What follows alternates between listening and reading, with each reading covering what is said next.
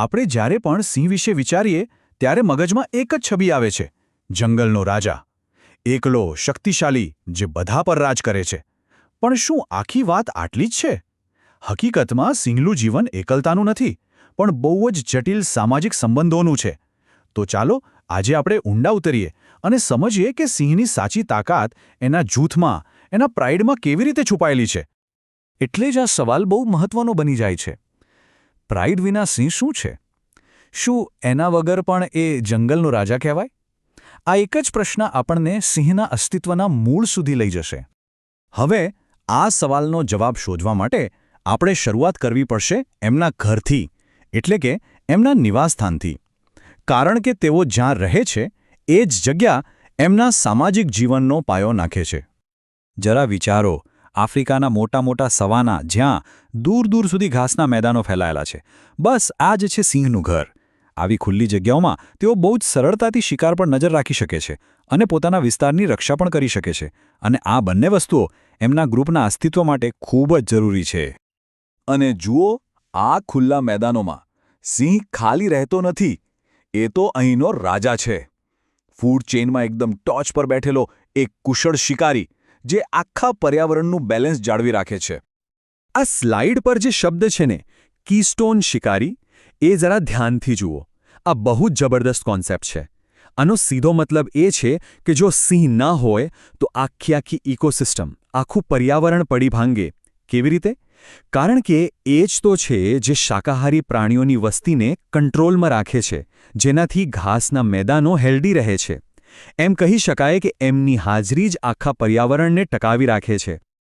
તો એ શિકાર કોનો કરે છે? ઝીબ્રા, વાઇલ્ડ બીસ્ટ, જંગલી ભેંસ, મતલબ કે મોટા અને તાકતવર જાનવરોનો. હવે વિચારો, શું એકલો સિંહ આવા પ્રાણીનો શિકાર કરી શકે? લગભગ અશક્ય છે. અને બસ અહીંથી જ આપણને એનો જવાબ મળવાની શરૂઆત થાય છે કે એમને એકબીજાની જરૂર કેમ પડે છે. આવા શિકાર માટે ટીમ વર્ક ખૂબ જ જરૂરી છે. હવે જુઓ, અહીં એક બહુ મજેદાર વાત છે જે સિંહને બીજી મોટી બિલાડીઓથી અલગ પાડે છે. મોટાભાગની બિલાડીઓ રાત્રે શિકાર કરે, ખરું ને? પણ સિંહ, એ તો દિવસના શિકારી છે. પણ એનો મતલબ એ નથી કે એ એડજસ્ટ નથી કરી શકતા. જોખમ દેખાય તો તરત જ પોતાની સ્ટ્રેટેજી બદલી નાખે અને રાતના અંધારામાં પણ શિકાર કરી લે. આ જ તો છે એમની સફળતાનું રહસ્ય, આ એડેપ્ટેબિલિટી. તો સાથે મળીને શિકાર કરવો, પોતાના વિસ્તારની રક્ષા કરવી, આ બધું ક્યાં થાય છે? આ બધું થાય છે સિંહના સમાજના હૃદયમાં. એક એવી રચના જેને આપણે કહીએ છીએ પ્રાઇડ. આ ખાલી એક જૂથ નથી. આ જ એ વસ્તુ છે જે સિંહને સાચા અર્થમાં સિંહ બનાવે છે. બીજી મોટી બિલાડીઓ જુઓ, મોટાભાગે એકલી જ રહે છે. પણ સિંહ? ના, એવું બિલકુલ નથી. એમનું તો આખું અસ્તિત્વ જ આ એક વસ્તુ પર ટકેલું છે, પ્રાઇડ. અને આ પ્રાઇડ ખાલી એક પરિવાર નથી. એ એક આર્મી છે, એક શિકારી ટીમ છે અને બચ્ચાઓ માટે એકદમ સેફ ઘર છે. બધું એક સાથે. પણ આ પ્રાઇડ બને છે કેવી રીતે? આ કોઈ સામાન્ય ફેમિલી જેવું નથી હોતું હો. એનું જે કેન્દ્ર છે ને, એ તો માદાઓ છે. મા, દીકરીઓ, બહેનો. એમનો સંબંધ અતૂટ હોય છે, જે પેઢીઓ સુધી સાથે રહે છે. અને પછી એમની રક્ષા માટે આવે છે બહારથી આવેલા એક અથવા વધુ તાકાતવર નર, જેમનો આ માદાઓ સાથે લોહીનો કોઈ સંબંધ નથી હોતો. છે ને આશ્ચર્યજનક? હવે જ્યારે આટલી કોમ્પ્લેક્સ સિસ્ટમ હોય તો દરેકનું કામ નક્કી હોય છે. પણ એ પણ સાચું છે કે જ્યાં પાવર હોય ત્યાં ટક્કર તો થવાની જ. એટલે પ્રાઇડની અંદર સહકાર અને સ્પર્ધા, આ બંને વચ્ચે હંમેશા એક નાજુક બેલેન્સ ચાલતું રહે છે. આ સ્લાઇડ પર નજર કરો. બધું એકદમ સાફ દેખાઈ જશે. એક બાજુ છે માદાઓ, જે પ્રાઇડનો પાયો છે. એ લોકો એક ટીમ બનીને શિકાર કરે છે. સાથે મળીને એવા કામ કરી જાય છે જે એકલા હાથે શક્ય જ નથી.